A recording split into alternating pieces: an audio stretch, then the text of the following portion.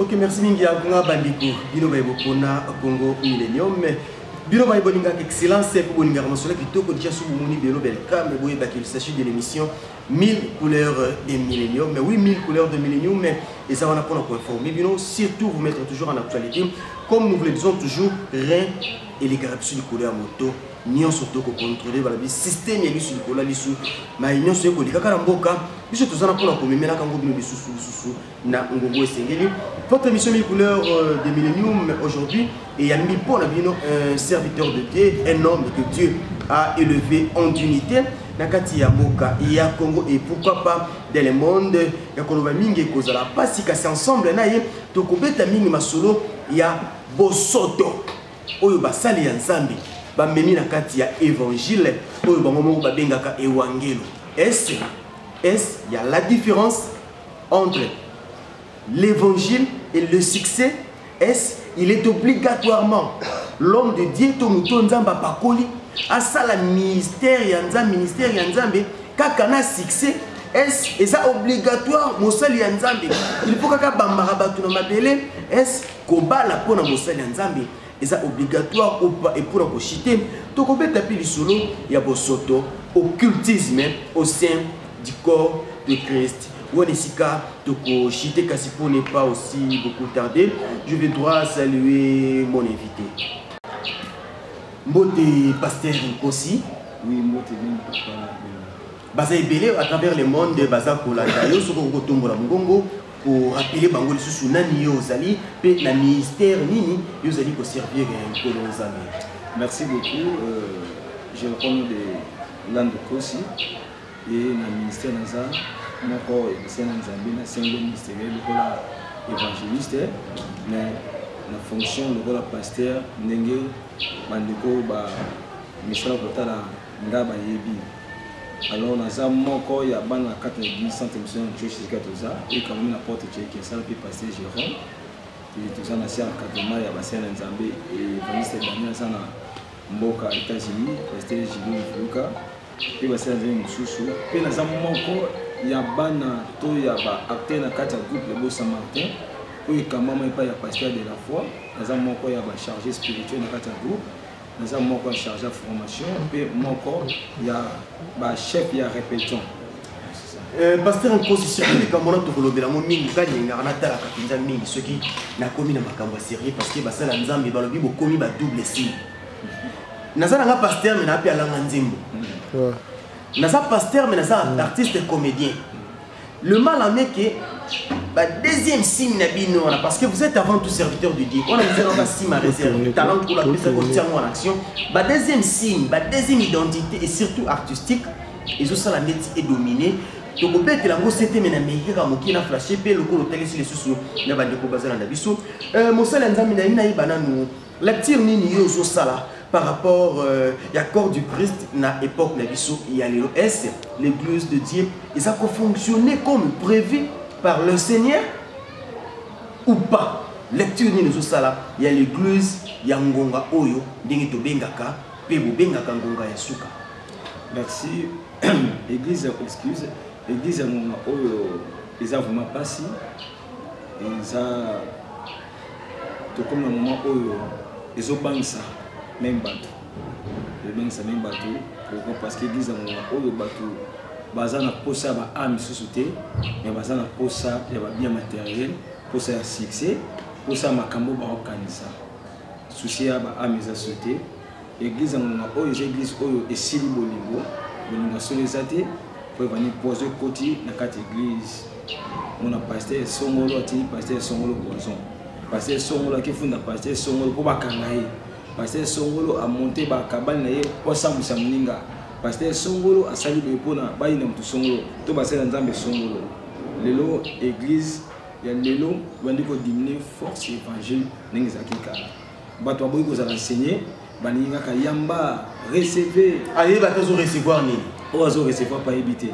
bato aboyi enseignement or bible ajouter à votre foi la connaissance bible ko tesinger surtout baksa na boyi na so na biso to ajouter connaissance mais bato aboyi connaissance baninga moto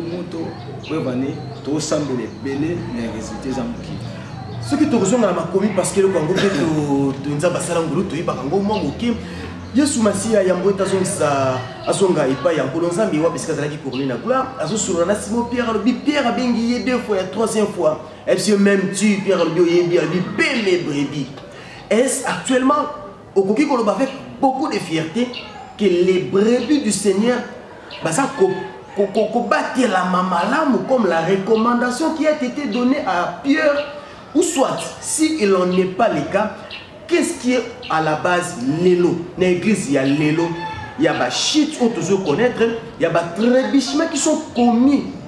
par le serviteur de Dieu. Est-ce parce que l'élégance a envahi l'église? Est-ce parce que l'esprit, le vouloir, le succès a envahi l'église? Ou juste à cause de la jeunesse? Parce qu'on doit se le dire, hein? Vous êtes jeunes et c'est nous, jeunes, qui faisons toutes ces bêtises dans le corps du Christ. Merci beaucoup. Lelo, ma prévu du Seigneur, m'a sauté. Ma prévu à ma daddy, ma prévu à ma père, ma prévu à ma paille. Paille n'a vu sur le baki. Tant que Dieu s'est fait sa pierre fondant l'église, sur cette pierre, j'ai bâti mon église. Et l'autre premier, ma église, il n'y a pas été, il y a révérend mon son, l'église là, Jésus. Mais le au contraire.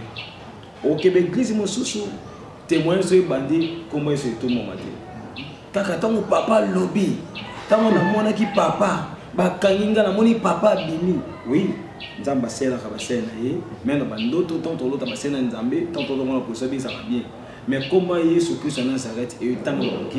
comment ya papa ndé et le mami belé, comment dadi ndé le mami belé. Yango ça la défaut. Na place siko bandimba za bandimia Yesu bandimba comme bandimia badadi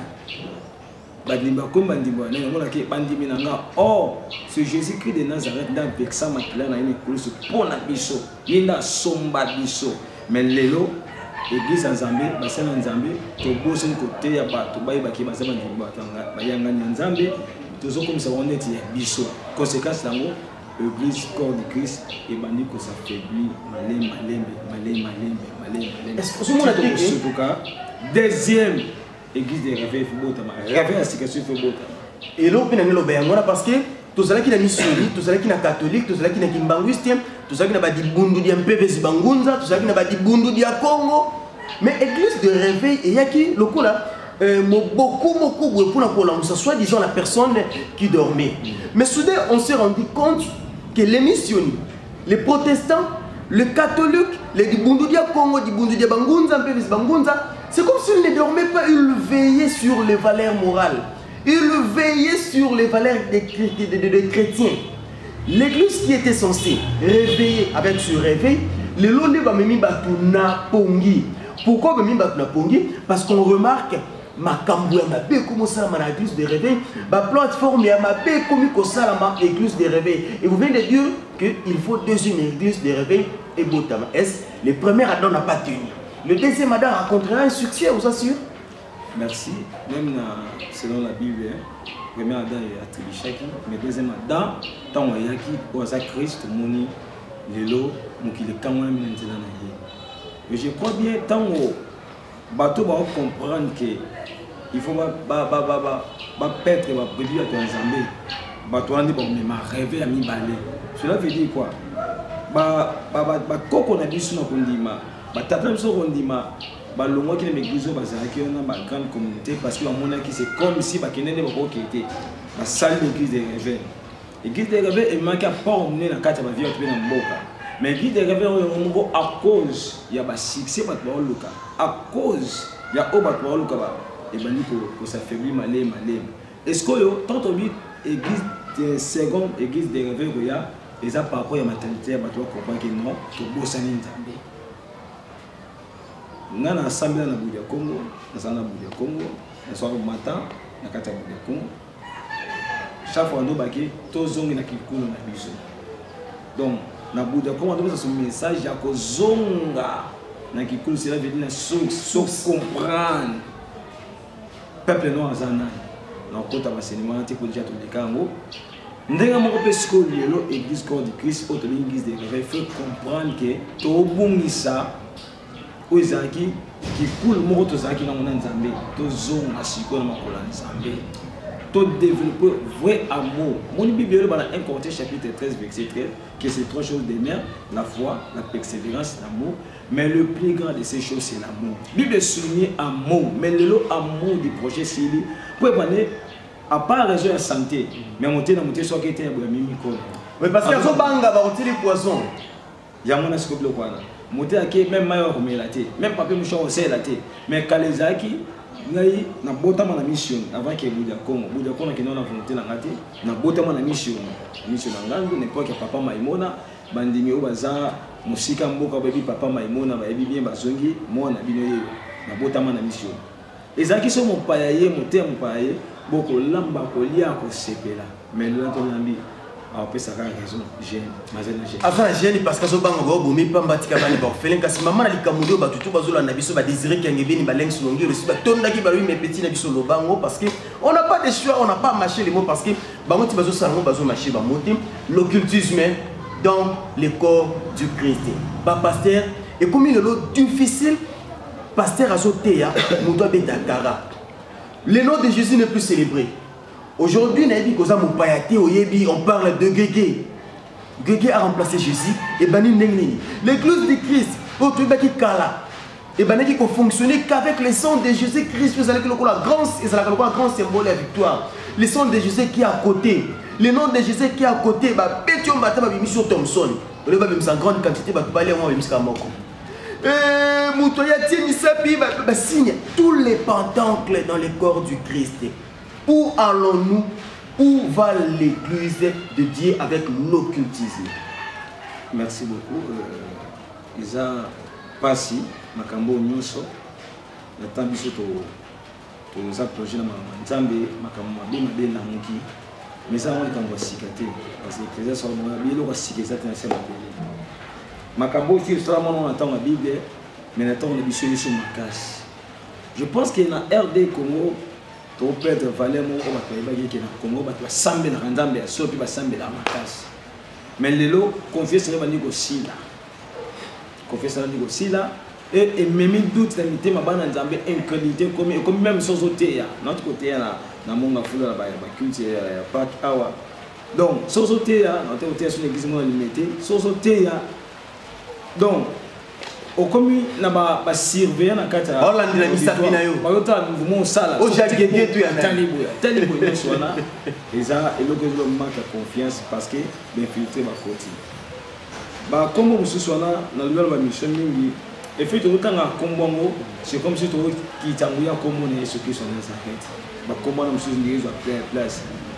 kombo batanga ki wana na tango mususu pour na mission sur le belaki yango kombo wana combat Guégué ezana c'est ya kombo na Yesu Kristo et ko pesa lobi ko tamu ki était kombo wana bible bi lobi ko ezana kombo sote ka so na kombo na Yesu Kristo te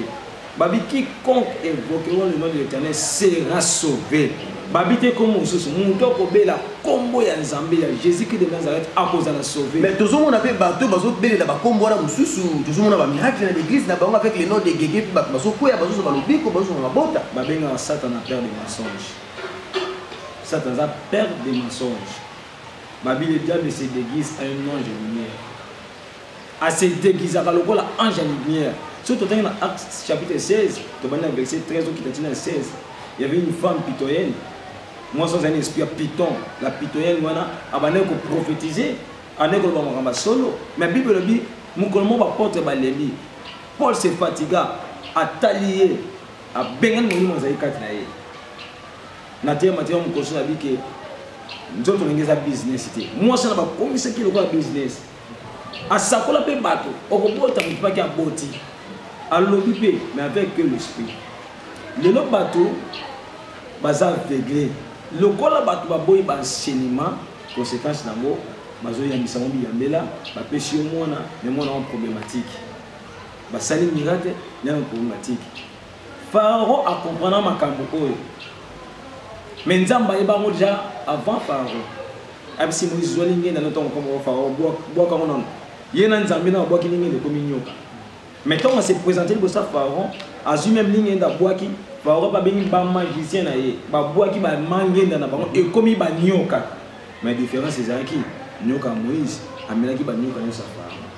différence ezaki ya wana ndenge naloba nini bakotanga bakombo baotangela bato wana mpo ozwi mpe mwana oboti mpe mais satan lokoza mpe ya masoge mokili babaso apesi yo na gauche na toto osami abenga omona te bato bazoba bana na bakombo wana misusu na bapuissance wana misusu bana na lelo baza baproblématique bana na lelo babotami na baesprit moko kati na bango bana na lelo baomema malin na kati na mabota ezosala ndenge nini kotala moko mpe ya bakolege na bino mosali ya nzambe oyo lelo azosala succès ya kosakana te na monde artistique mpe na monde ya makambo ya nzambe abimi na mpwasa erevese na boko tanga kombo na ye mpo na dignité na ye me bandeko bazotala ngasi bayebi deja ndani abelelaki gege wana abimi na mpwasa mosali ya nzambe oyo ayebani mosali ya nzambe oyo bato bakanisaka azalaka na nguya ya nzambe lelo arevese aza na ye moto ya bonganga moto ya occultisme aye na basigne aye na en fait pour nous expliquer biso nono moke ça vous fait comment est-ce qu'aujourd'hui on peut facilement reconnaître bato wana to isengeli kaka tokota doute mingi tozobulite na bato mosusu ya malamu eza pasi je pense que je appelle ça difficilement la Bible dit moto mo azali na babrebi na église plutôt 100 moko akei abia bombaki na neuf esika moko eluka moko souci na biso ezali kaka mosala nzambe otangi te basali na nzambe nyonso babongi déjà bozonga na kati ya biologie Bible lobi bapate na nga bayokaka mongongo na nga mpe bananaka nga si réellement bato oyo bazali deja basali na nzambe auparavant soki bazali mo basali na nzambe ya solo ata ndenge babongi bongo bayoka mongongo nzambe bazonga na kati ya biologie mais soki bazongi te nayebi bato mosusu baza destiné à l'affaire parce que tout le monde a même pasteur Denis Lessi là je cite son nom parce que les gars témoigna kaki na banda kosala boye na banda kosala boye menatiki na nga mais likambo wana tolobi oyo ndeko na biso mosusu azosala na limete ezosala bino basali ya nzambe lolenge nini makambo wana ya bosoto ebimi lelo tolandi même na bamédia na biso atindi bato badéfendre balobi bagea ya maboko tout ça eza nango bapentacle te ce sont des choses qui sont aussi normaux omoni lelo toza éveillé na kati ya monde eke na vitesse na siècle oyo tozali na siècle ya vitesse oyo prophétie ya Joël ekokisami na bavie ya bato ke mokolo soki na kosopa molimo na nga likolo na misuni nyonso sans exception bapesi badetail bampaka bakozwa bandoto bilenge bakosakola eza na bato basakola na part ya nzambe eza na bato baezala na kati ya occultisme babima baya na bonzambe bayebi basigne nyonso bato bakosala toza na basecte ebele bamezo eza ebele oyo basala nzambe bakota ebele babiloko banécromatie babiloko bafranc-maçon yo ozopréféré mingi nini bato mosusu bana na nécromatie or nécromatie eza science oyo elobela bamort na kati ya nécromatie eza na bamakambo oyo tobengi monfoi aza esprit oyo alongolaka bato makanisi sikoyo bato bakota na science ya nécromatie eza bato oyo ata awasala mabe na kati ya église lokola deja force ya nécromatie eza kati na bango ye mo aza koévoke bamort ntango bakoya monfoi koti alongoli bato bapense oyo eza positive atie négative ata olobi ke moto aza na kisi bakotika kolobina ete pourquoi parce que bana se ya contrôle wana siko mpasi eza nini mpasi eza na bato bateli pate nyonso oyo baza na nzambe susu te me babato bapata ya nzambe parce que yesu kristo nde nakofa mpona biso siko bible elobi obéissez à vos conducteurs car ils veillent sur vos âmes siko to mobati nde pate na bino aza satana rapport ya baame wana opesa mpa nani epa satan mpasi mpasi eza wana toyoka mpasi na bandeko nyonso baosala basi par coïncidence bato mosusu basala mpe alobaki mpe ntango atiaki boye ntango mpe atiaki na ye boye na bato amoni signe mais lokola étention mpe kati ne aza na loge te eza nango mille sans effet mais bato oyo basinya bapacte moko songolo baza na partenariat na mona mokila mondeli ntango baosala babiloko wana yango moni ecréé bamiracle na bango eyosalaki bamona miracle esalami likambo esalami lelo babiloko ezobima souve nanga ezalaka un jour Marie de Dieu m'a bien dit que moto moni en personne koko mo m'a bien na kati ndeta mona basi mo inta a posséder le Marie de Dieu mukolango no senga nzambe comme ça on a tapé bongo on a bien Marie Denis Babima mutupela Marie Denis Babima Bimi volé que Thompson Babima koko moko munene vraiment on sepela mon kolango on sepela mon kolango mais eux qui babilo que Bimi et côté qui na molimo il y a encore un problème oui et côté kana molimo mais c'est manifestant encore ça physique moto bakokota ye abeti mbaso ninga molimo et Bimi pota physique to ko traiter ma bonne ba tepeki c'est mais ça te que na kati ya pota nyoka bimi adivaka nini na kati zambe zate ezape zamba te eza ndoto moto donc ndoto mpe ezake kangama makasi na mikuwa awatambola ndenge nini nyonso wana tout le monde ça fait mal. Il y a aussi un problème pasteur Kosi Balobi na kati ya ba construction tellement les francs-maçons aujourd'hui et c'est celui qu'on combat parce qu'on lit même le livre il y a francs-maçons on lit les ouvrages sur les francs-maçons parce qu'aujourd'hui ce sont devenus des sciences bien que des sciences que moi j'appelle sans conscience parce que ça ne fait pas évoluer positivement l'homme mais même dans la construction de l'église tout ce monde a la construction purement satanique tout ce monde a un symbole purement satanique vous allez retrouver dans une église voire même dans le mur de l'église signe signe étoile d'Israël tous ces signes dans les églises tous ces signes dans la construction la carte makamazali ça fait quoi tout ça ils ont contacté dans cadre ya évolution tout pour changer façon ya komemela bo satan na bonzambe. Merci beaucoup. Je pense que bato sous batia par ignorance parce que Bible dit mon peuple est péri par manque de connaissance. Nous sous ignorance les commis si bango tout était signe par rapport à yé nous avons battu la monde atie ango tout le monde est battu batia qui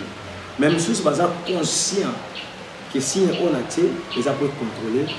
endroit où on a été nous sommes conscients nous sommes battu par ignorance ce que bato bato par conscience pour signe bato wana boy facile mais bato battu par conscience pire avec que na tie signe oyo et la kisi bolebeza maison na kota bien aimé so bon ni mutema te kana nzambe kitali nzamba ko livrer bato wana ako livrer bino za ya somo pe ya somo ndeko mo sala kya mote l'église moko ba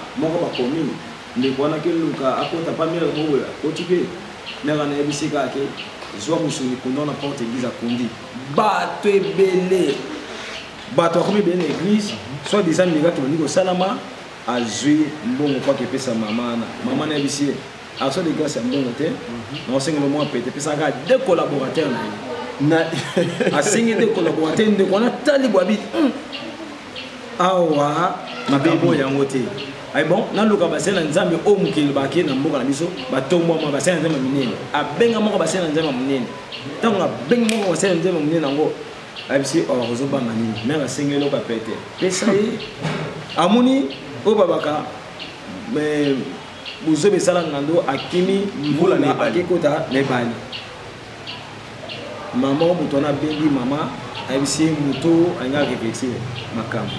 suka nango parce on a kufa mais malamu parce que asaki repentance mon sincère sur nzambe ata kufa ki mais amnezaki préserver pas aki so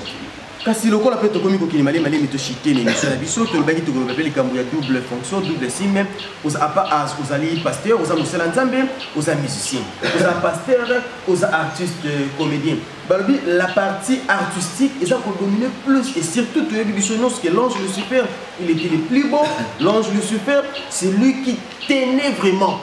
l'orchestre céleste au banoko pesa louange et pas nzambe et aujourd'hui bino ba pasteur artiste beaucoup de simbili ngambinga na kati église bozo gérer église ndenge wera na JB ba gérer ka orchestre na bango ba danseuse ya bino drummer okozo mosa drummer okozo mosa nduleman parce que ça bord na yo ça vous fait quoi est tout ça c'est le succès tonne bolo baka et où na lola bozo arracher mon lola. Merci. Je pense que Paul Pazaki artiste Paul annonce ma tante na ye comme nous sommes côté on est comme nous charge soit comme plus mon salut patente na teki pe na ngambo évangile atteindre son na maison on m'a bêté ko sala nenge bi mon double signe et ça m'a bêté Paul Pazaki bongo on est côté ka ba tante abane pe côté son malam mais et Nicolas Batek les photos comme ça bato to lobi ke comme église comme le rôle wenge au ça ça tourner au ça belité na ba kene bandi na bi ba pate ya bato baza ya nzambe tozo dépendre na Jésus Christ de Nazareth biso nyonso parce que ba pate ya bato baza ya nzambe baza ya biso te ezelo auto ko sepela na ngote o ngana lo bakala lelo biso oyo moto nyonso osala ka bomo to senga repentance monifique teza mlayi eza vie ya pasi ko ba vie nyonso vie chrétien zo mono eza vie mo ya pasi obeso kamoyo ba pasteur ali ko ba ta balito ba balité c'est ça pasteur ali ko balité parce que ba sir bali kitoko so ba bali ya mo so privé bon Paul a pesa kipe maloba wana pa bato abi pona nga Paul na sepel na zala boye na ba raison pour ça na jambe bi oya moni a sepela la nanga alanda mais okoko kate abala au moins ba ndeko mususu pe e ba ke job mususu ba lima ba sala pe vana ke to bala te pour servir nzambe to bala te mais na papa kaka ya papa kanda bolingo na cesse ba obota pe oui na ba pasteur pe o no ba balité les ara pasteur mo ba balate a balate ti faire carrière na izara avec le temps ceux qui na balité ngapi na balité oui mais donc bino na ba pasteur Moïse mbi ndenge moko kaka non to zandingi moko te possibilité pasteur Moïse a ça na c'est pas bien docteur Moïse parce que aza a décortiquer la Bible m'a dit possibilité ça na ngana na jongote mais avec le temps je me prépare un jour pour ça ka wana na kata fête mais ça ko ndeni pasteur nzambi sa tombolo na comité pe nzamba pisio makoki ya kobala mais obo ya kobala tu te fais seulement beau ba sera ba premier ko va ko faire ba yozila yozo yate et ça la sengo ozo na niveau succès to ozo na ka so zui oyo ko raté wana bon le quoi non est comme ningati na ko pesa pe ko parce que le camona na lolité na bet la moto yote mon konga pe na koma na mbongo na comme na capacité ba leki na ba la te to na question na bonne question réponse le quoi la ngana ne comme ninga bongo te par rapport ya bateau déjà bana ba possibilité tout ya ko bala baza ba moyen tout ba la te moto na ba en tout cas bato bazota biso bayebi kinga azala ngeluka makambo na luka makambo mpona yebi nde bakimaka mbangu yango moni mokolango mpe nga mpe na kozongela parce que nga na opene tokomi ekomisiko lisu na lisu nga mpe soki nazolandelo natala kaka esika nini nakomona mwa nkoko soko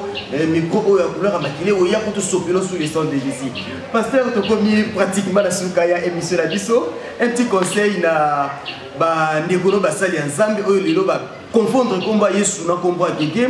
conseil aussi na bana na nzambe oyo lelo babungisi elikia epai na bino basali ya nzambe surtout bilenge makili eza na momoto merci beaucoup pona basali na nzambe nyonso bolanda biso namona mpe pasteur Herbi na mosika nzambe apambola yo pasteur Herbi pona basali na nzambe oyo babungisi nkombo ya yesu kristo na monoko na bango nkombo wana nde moto ekomisaka mosali na nzambe moto aza satana ba otika bengi mosali na nzambe te mokolo moko te bakobenga rien na mosali na nzambe